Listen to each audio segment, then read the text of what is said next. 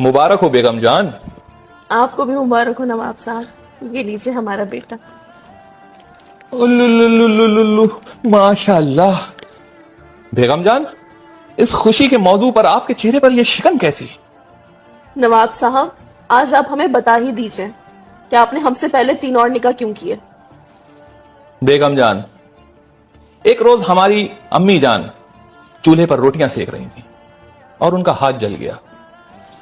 उन्होंने हमें बुलाया और बोली, शहजादे, हमारा हुक्म है कि कुछ ऐसा करो जिससे कि हमारा हाथ भी ना जले और रोटियां भी सिक जाए। लिहाजा हमने उनके हुक्म की तामील करते हुए पहला निकाह किया और हमारी पहली बेगम रोटियां बनाने में मशगूल हो गई। फिर एक रोज हमारी अम्मी जान कपड़े धो रही थी और पानी से उनके हाथ कपो गए। उन्होंने हमें बुलाया और बोली, शहजादे, हमारा हुक्म है कि कुछ ऐसा करो कि हमारे हाथ भी ना भीगें और कपड़े भी धुल जाएं।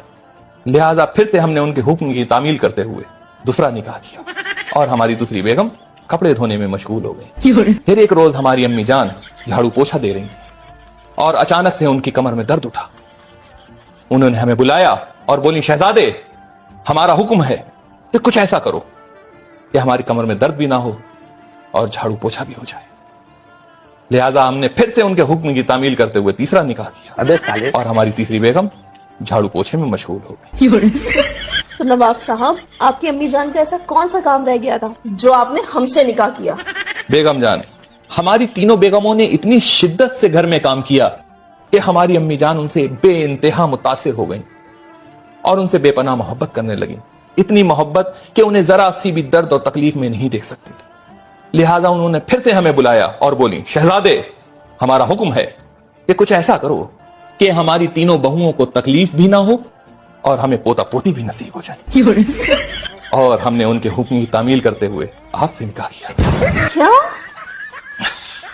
अच्छा बेगम जान, हम चलते हैं। लेकिन जा कहाँ रहे हैं आप नवाब साहब? अपने बच्चे का स्कूल में दाखिला कराने। नवाब साहब, ये बच्चा अभी अभी हुआ है, ये कैसे स्कूल जाएगा? बेगम जान, हमारी अम्मी जान का हुक्म है कि दूसरा बच्चा जब पहला स्कूल जाए तब। नवाब साहब, बेगम जान, आप फिक्र ना करिए, हम आपके लिए ORS का घोल लेते आएंगे।